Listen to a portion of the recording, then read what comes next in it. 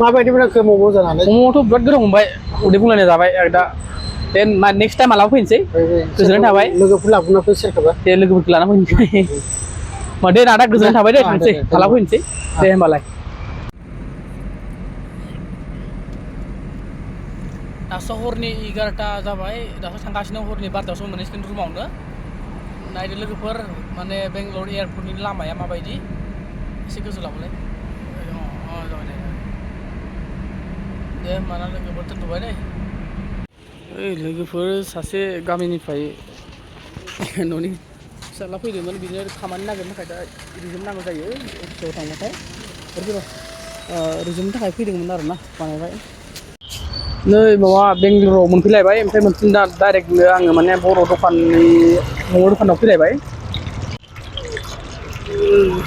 आदा मा खालामबाय दं?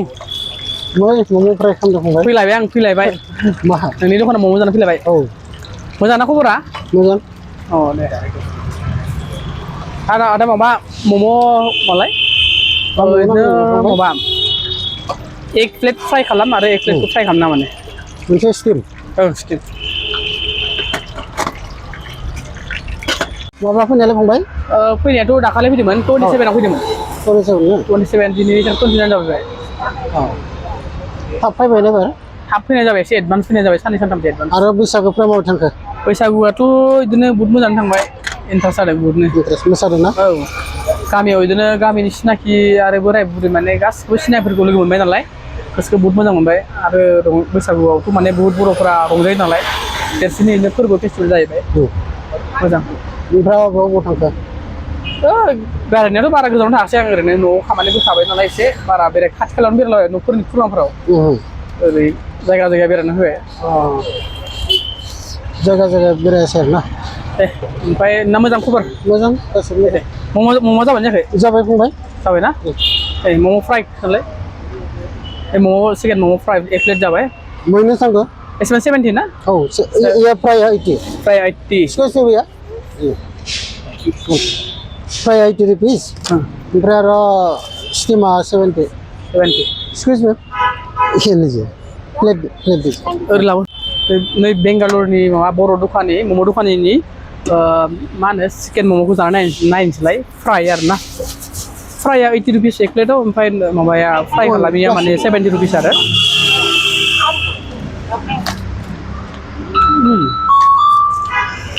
बिराद गोथाव सिगांबो खनसे जाखांबायमोन आङो ओमफ्राय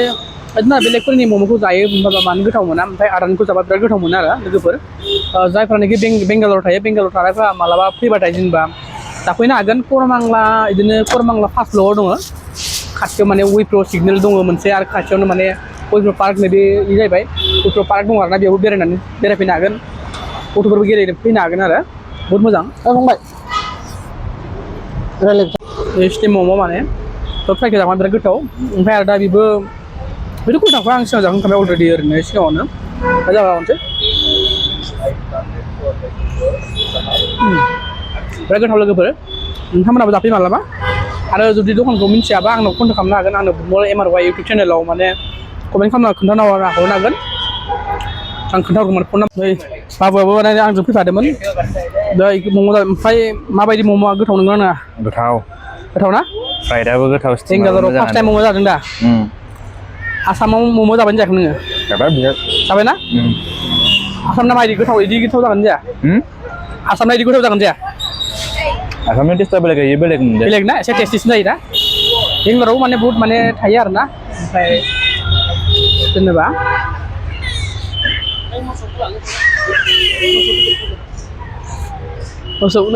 मोसौ बेंगालरनि मोसौ मा होनो बुल ना अक्स होनो देन्जारसो दस्रा मा मोसौ दे जार्सि नामा मा जानोसै लोगोबो आरो सोरबाफोर जुदि मम' अर्डार खालामनो गोसोबा कन्टेक्ट नाम्बार होनो नुखायो फर पार्टि अर्डार्सनि बेसेबां नांगौ राजा हट मम'स आरोना नै बेस्ट स्टिम मम' 60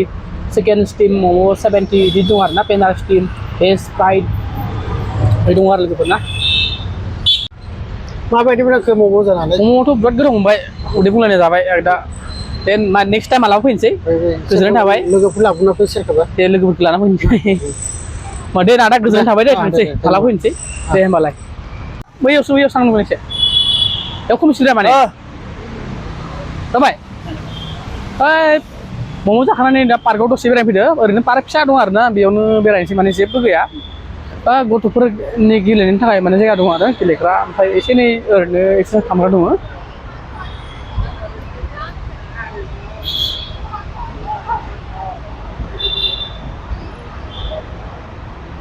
माने जेबो पार्क माने नर्मेलसो ओमफ्राय पार्कआ सिम्पोल माने गोदोनि फुराना आरोना जायगायाबो मेन रड खाथियावनो ओरैबो लामा ओमफ्राय माने बारा एसेबां स्टेन्डार्ड नङा आरो खाथि खालायावनो मेरला पार्क दं पार्कआनो पार्क बिसिना जोंनि बायदि बल फिल्ड गामि बल फिल्ड माबा स्कुल फिल्ड बिदि बारा थाया बिसिना स्कुलाबो फिल्ड गैयि जायो बेनिफ्राय पार्कआथ' पार्क बिसिना बिदिनो जायो आरोना जायगा पार्क दं माने रायजोनिनो बयबो बेरायनो हायो एन्ट्रि फिस गैया जिर' थाइसेबो गैया माने खान्थाल गोमोन सोरहाथ' खान्थाला दासो थायदों इयाव खान्थाल गोमोन माला होननाय मोनजाबायसो आं थाइजौ खान्थाल सब मोनजाजोब्बाय आरो ना गासिबो मोनजाजोब्बाय थांनोसै ना होमबा देथ' बरनदो स्कुटिया थ' होमबालाय बिथिं होलांलायनोसै रुमाव थांनाया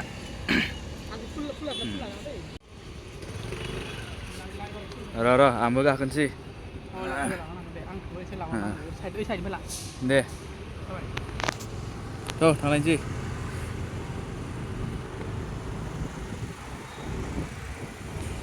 बारगोन ना माइखिजाय लादो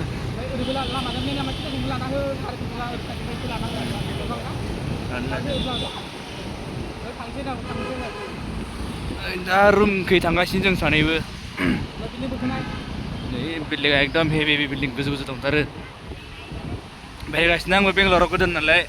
दादिजोंनो इयाय बेरायफागासिनो दा जायगाखौ सिनायनांगोन ना फैनानै बेरायफागासिनो दहाय साननि 3टानिफ्रायनो नै दा 6टा बारलायबाय गिदिंगासिनो जोङो बेखौ बिराद बिल्डिं माबा एपार्टमेन्ट दंसोगारलायनायखै ओमफ्राय पार्क दं मोनसे गिदिरथार दासो जों हाबदोंमोन इयो पार्कआव दानि हाबनाया जोङो बेनो आरो पार्कआ ट्रेफिक नांथ'लायबाय नै दसे नेलांसिगोन इयो